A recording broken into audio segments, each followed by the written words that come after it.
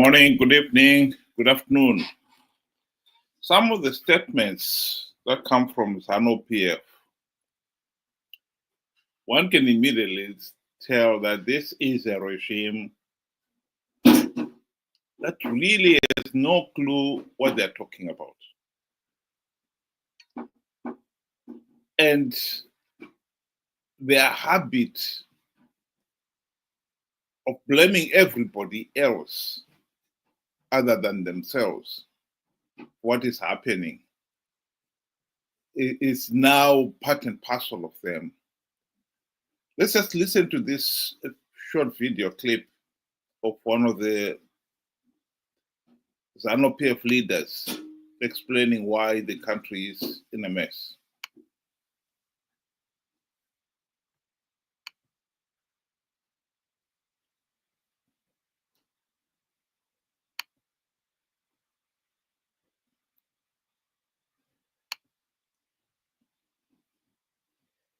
My apologies. We seem to have a problem.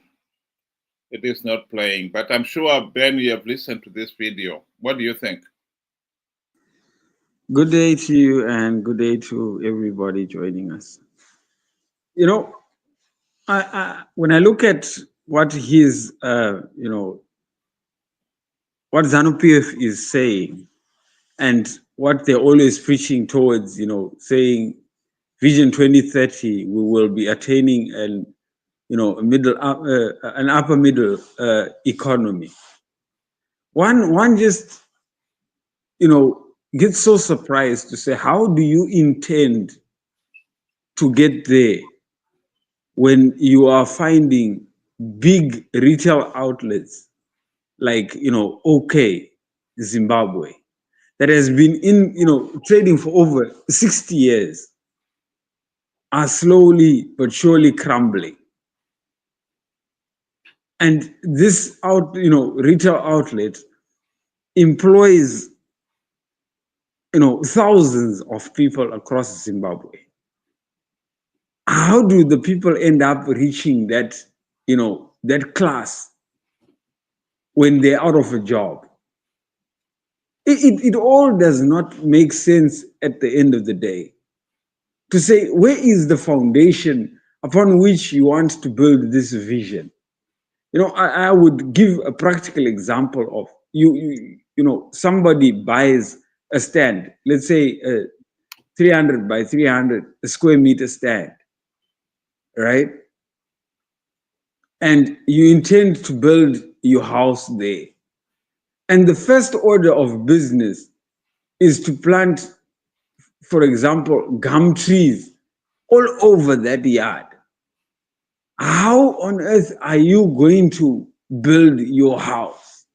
It doesn't make sense. The first order of business would be seeing how to get yourself a foundation built there or dug, right?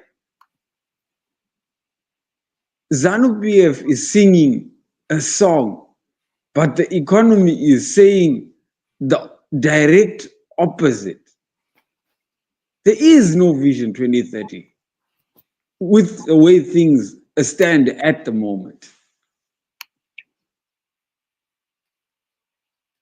I mean, the individual here, what he's saying is there are companies like OK, most of the retailers that are closing, that have been closing this recent few weeks, or some of them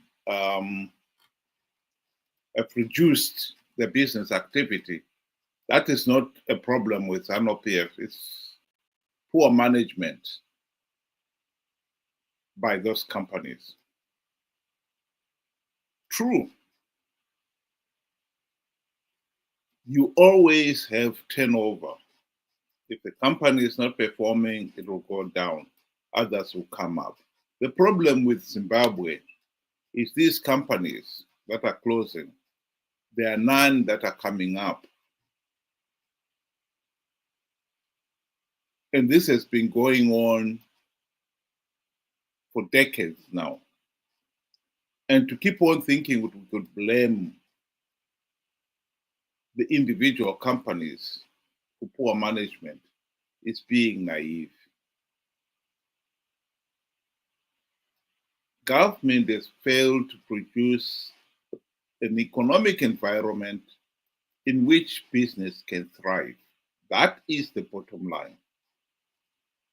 When you've got a country in which basic things like electricity, clean running water, serviceable roads, running railways, and so on and so forth, are serious challenge. It is really difficult to do business in a country like that. And that is the problem with Zimbabwe. We have had a country which has failed to produce an economic environment in which business can thrive. And to turn around and blame it on business as poor management is just laughable, particularly for a regime that has been in power for the last 45 years and the country is in total economic meltdown, and still they will not admit their own failures. That is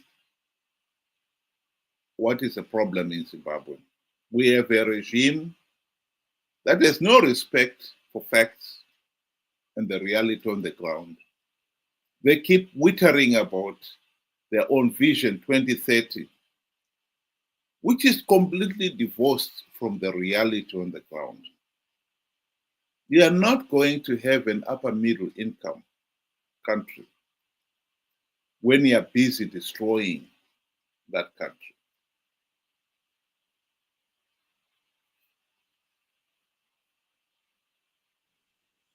You know, and I must also add to say, this regime that is there, they always want to divorce themselves away from, the Mugabe era, where now they say they're the second republic and Mugabe was the first republic. And either the second republic, you cannot blame, they cannot be blamed for what Mugabe did. But since 2017 to date, over 50 major companies have closed in Zimbabwe, citing that the environment is not conducive for business, citing, the challenges within the environment, such as the shortage of electricity, for example. Most stores cannot open because there is no power.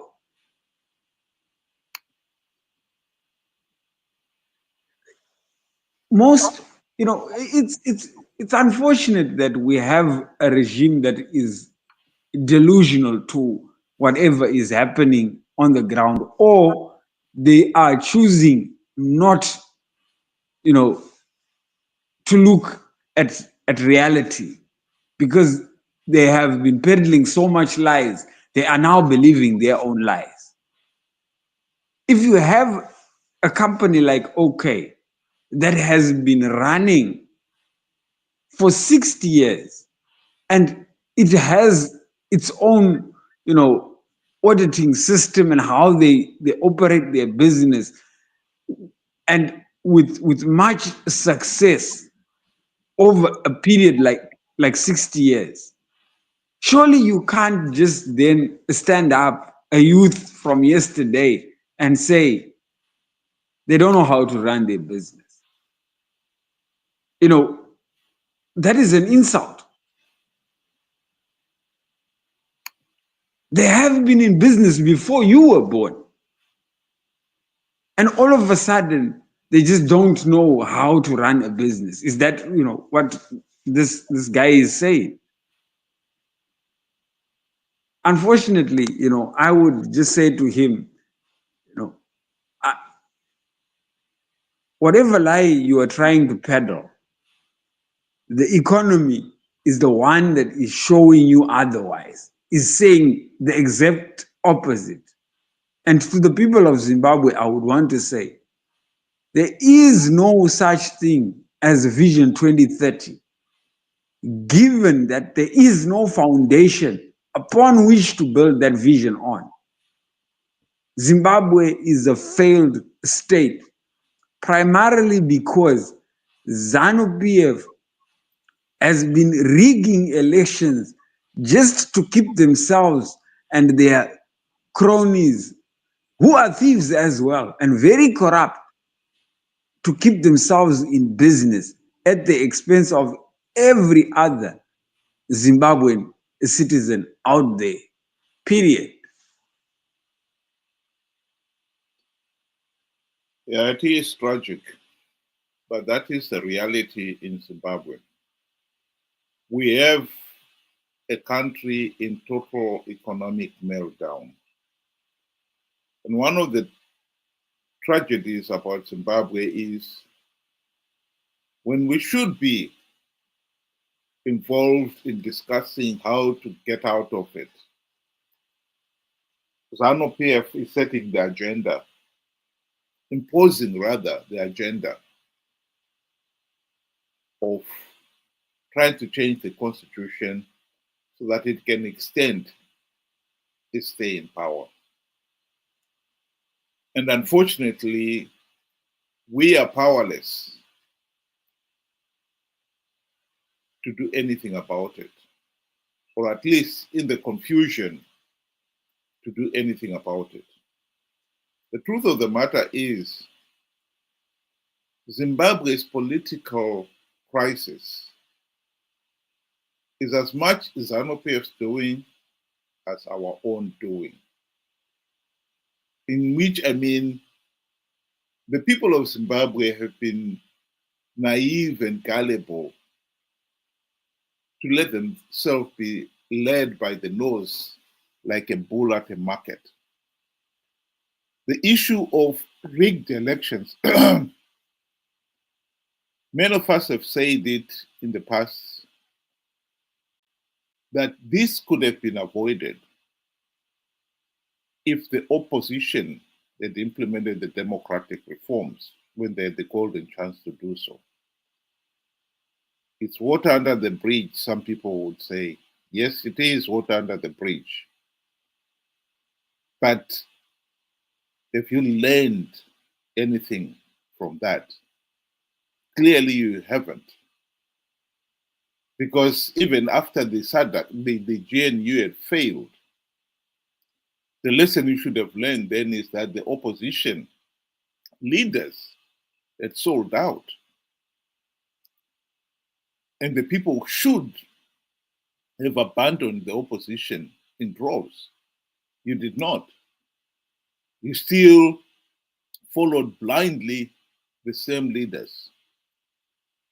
2023, Chamisa told the people that he had plugged all the vote rigging loopholes and they should go ahead and participate in the elections. Triple C is going to win big. He was lying. He had lied in 2018. People did not learn any lessons from then because they thought it was water under the bridge. And what is more, there is a real chance that Chamisa is going to con people to participate in the 2028 election, or before that, the referendum that ZANU PF is pushing the nation into, making people believe that they will win that referendum or the election. And by participating, you give ZANU PF legitimacy. And so the tragedy continues.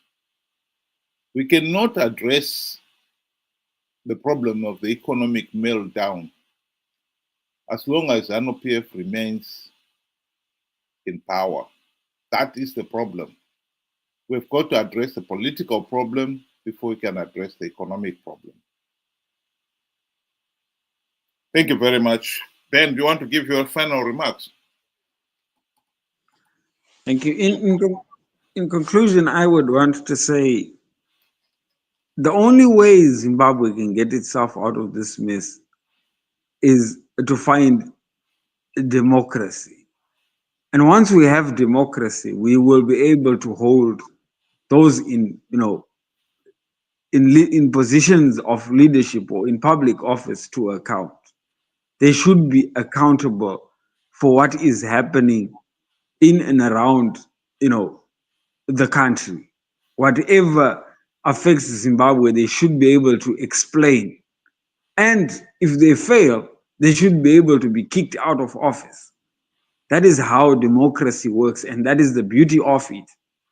But as long as Zimbabwe continues to be a pariah state with no one accountable to anyone, and then you can find these characters that will come and talk nonsense, except, failing to accept that they are very much responsible for the downfall of the country and the closure of major retail outlets in Zimbabwe. We need to stop this nonsense of, us participating in rigged elections. It is very, very obvious that we will never win rigged elections. The only way to stop this is without any reforms, no elections, period. Thank you.